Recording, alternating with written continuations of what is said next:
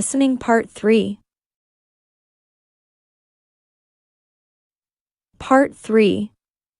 You are going to hear two students discussing an assignment topic about environmental sustainability.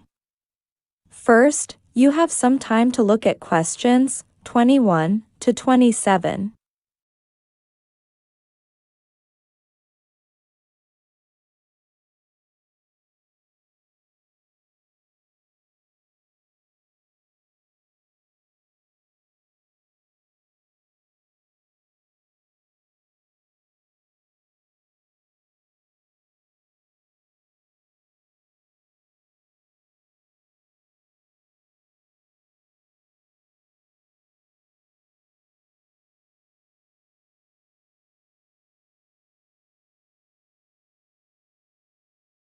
Now listen carefully and answer questions 21 to 27. Hi, Tanya. Hi, Greg. Are you ready to work on the assignment? Sure am. Can we go over the task again first? We need to describe how the university is improving its environmental sustainability. Right. So, what have you found? Well, the university is installing new solar panels around the campus. Are they going to take up much green space? No, they're going to use rooftop space, so we won't even see them. That's a good idea.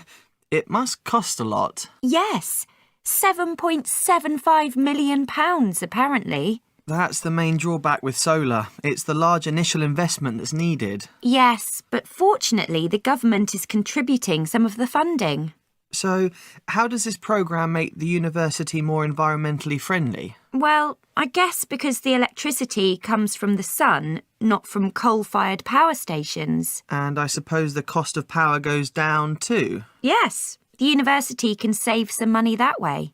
I think the real advantage is that it allows the university to collect some interesting data on renewables like solar power. Yes, you're right.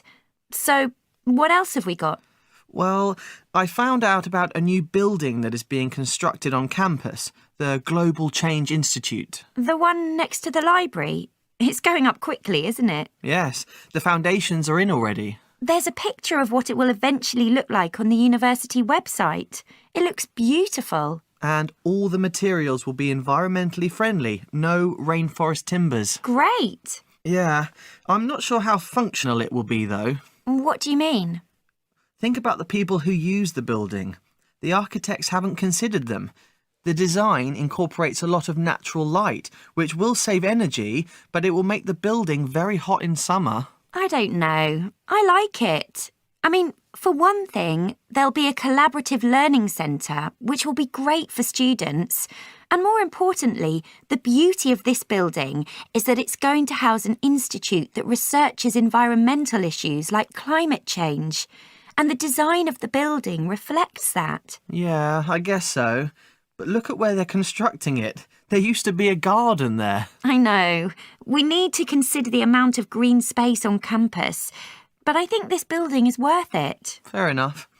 What other initiatives should we discuss? How about the bottle refill stations? Do you mean those places where you can refill your water bottle? Yes.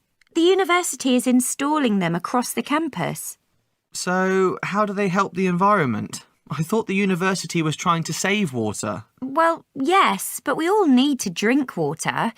The main benefit is reducing the amount of rubbish that goes into landfill.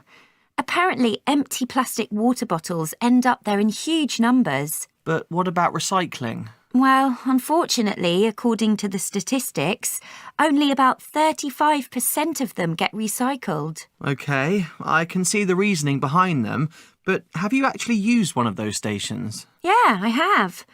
Now that there are more of them around, you don't have to wait in line to use them. Have you? Well, I used one once, but I was very disappointed. Why? I think they're great. You get clean, pure water to drink for free. What's not to like? Well, I like my water icy cold, and the water from the refill station isn't. Greg, think about all the energy that refrigeration uses. Yeah, you're right, I suppose. Now, we need one more example for our assignment. I thought we could mention the Green Office initiative. Yes, They have been advertising it around the campus a lot recently. University staff are being encouraged to appoint representatives who will coordinate things like recycling in the office. That's good. But I think these representatives should go even further and not only target offices, but also laboratories. How environmentally friendly are practices there? There's no mention of that in the policy. You're right. There's no point in having it if it's too limited in scope. Before you hear the rest of the recording, you have some time to look at questions 28 to 30.